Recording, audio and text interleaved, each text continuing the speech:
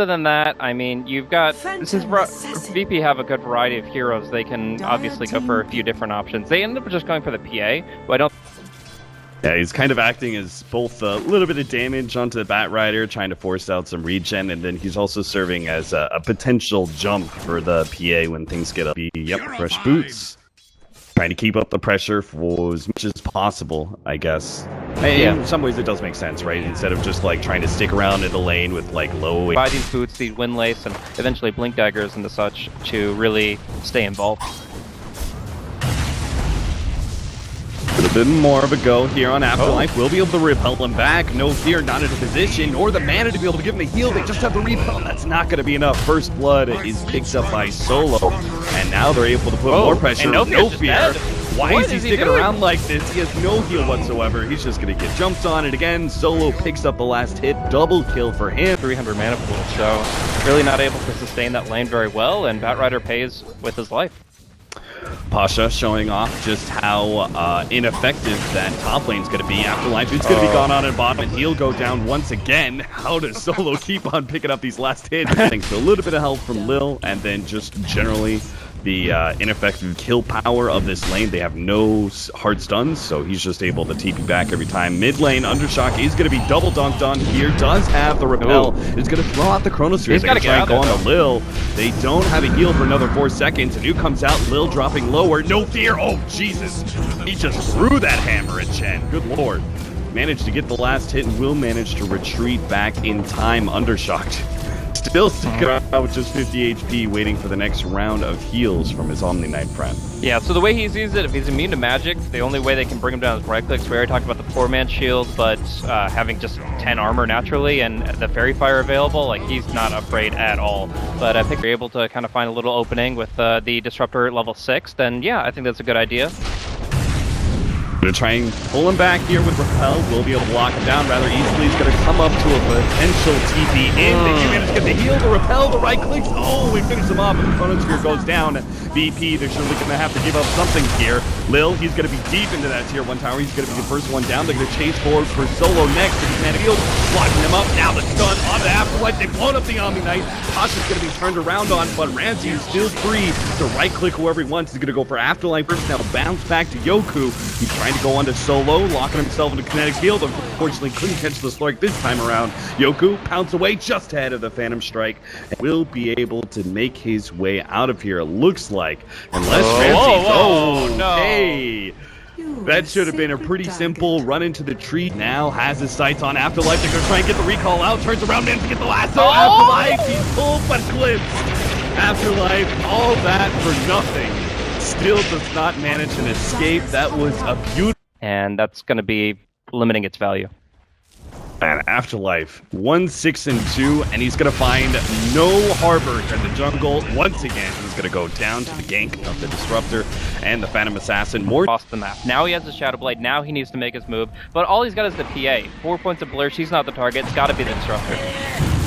He does have Static Storm, and he will throw it out. That means PA might be able to turn this one around. The TP not successful in completion, and Ramses decides it's not an opportunity to go on Yoku anymore. It doesn't matter. He's hit by the pounce, locked down, and friends look for more. Man, Smoke, they're going to try and maybe bait out Ramses mid as they're going to wrap around on Undershock. He time walks away. They're going to try and catch him here. The stun lands. Undershock is going to be caught, and Omni Knight is not close enough to be able to save him now. It's going to be a parenthesis. Oh, what's he whether or doing, not bro? they still want to fight this one. Nofear gets a little bit too far ahead of himself, repels and waits, trying to get away from Pasha and the boys. He's got a blink trigger too. He's actually going forward, just make sure Afterlife doesn't find initiation. They get the repel back, make sure that Nofear isn't going anywhere. Yoku's trying to intercept.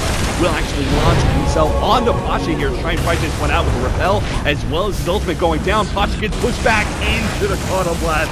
Solo manning up against 3, lost them all into the kinetic field. This means Ramses could have a go here, but blocked in by the lasso first. Almost dead, tried to make his way out with a little bit of help from the Chen. It's not quite enough, but Yoku will still go down. No one will hit him with the nuke, and that'll be 5 down from friends for the 3 of the... You had a Silver Edge, you had like all these different tools at your disposal for friends, and that fight still, I think, favors VP, even though the Slark got a lot on the tail end. Nofear caught by an arrow there. Nice little blink play from Mirana. And Yeah, it is one of those things where he just wants it as quickly as possible. He's going to try to be the one leading the charge, along with the Batrider who gets the lasso on Chen. Pickoff on Lil is going to slow down his axe, but it's not the greatest pickoff for a 5-man.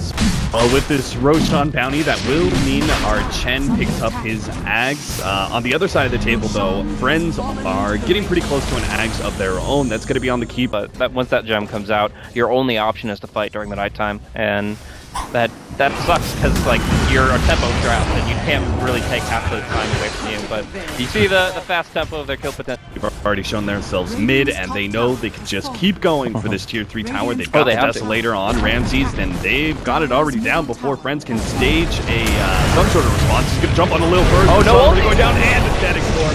Yoky comes to BKB, but it's too late. The Chronosphere comes down, it's too slow as well. Friends are going to be very ineffective getting any damage out. The arrow goes down, Undershock watches it away with the repel, locked in by the ensnare.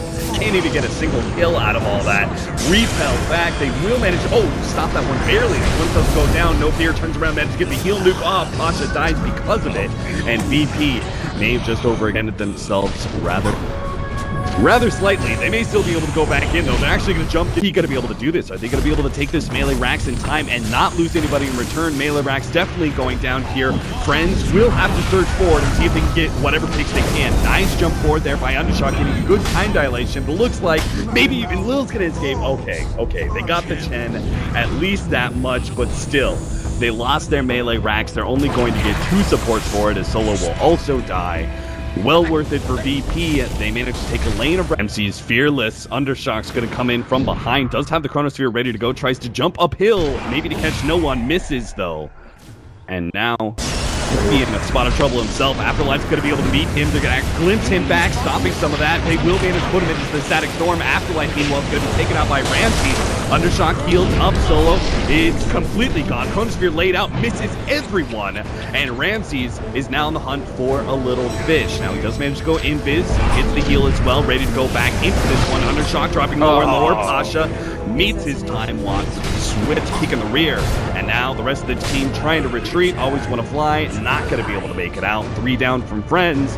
Fortunately, a couple of blinding lights out in the fight. But end of the day, like, PP are putting out tons of damage from their spells, from their Mirana in particular, and they're able to prolong the engagement. So friends don't have a clear way of killing off a single target other than the Batrider, and in this case, they're going to have to chrono a single Disruptor. Undershock, maybe he thought there was going to be more, maybe he was just desperate to be able to stop that for themselves. A 4-man push out from friends, trying to back up Yoku as he's going to go for a simple Disruptor pickoff, and will probably be granted a kill and maybe an out. Yeah, looks like he's going to be able to get away rather easily. Undershock jumps forward. Chronosphere locking down 2. Afterlife going to try and follow this one up with Lasso as well. On the Pasha, they're going to get the simple core pickoff and then look for more of the numbers advantage.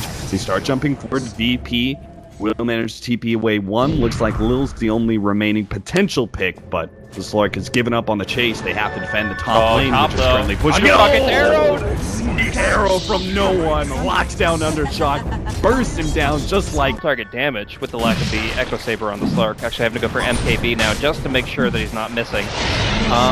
And yeah, then they get split pushed out by Lincoln's Blink Mirana. The way they lose this fight, I'm pretty sure, is if they actually manage to get a really good lasso pullback. He's gonna try and jump in. He's gonna find Solo first. Nice. That's gonna be an initiation, but Undershock comes in. He just get the 3-man Chronosphere on top of that one. Solo with the Disruptor. Ult managed to lock down some of the heroes, but it's not enough. Ramses keeps on going, trying to go into Yoku, but now he pops his ultimate, healing back up to full. Ramses lacking targets here as he chased around 1-to-1. Does find him. He locked down Nofear. The help of Pasha, they're going to be able to get Yoku as well. Takes him down. Always want to play. Nailed by the arrow. Forward down and Bacon 5. Undershock tries to time walk away, but it is futile, my friend. They've got all vision on him. Ramses isn't even going to bother with the kill. Yoku coming back with a buyback, but pretty sure that is game. Yeah. They only have a buyback here for the Faceless Void, and no GG being called out whatsoever for friends, apparently. There we go. Shock will take it, but yeah, one minor detail is the concession, waving the white flag before they run you over and blast his smithereens. But yeah, that's going to be, I mean, this was a really well set up game from Virtus.pro. They were able to execute really well with their skill sets. They had the early mobility advantage. They just had to keep the pressure rolling before friends were able to really bring in the late game. I feel like also Undershock was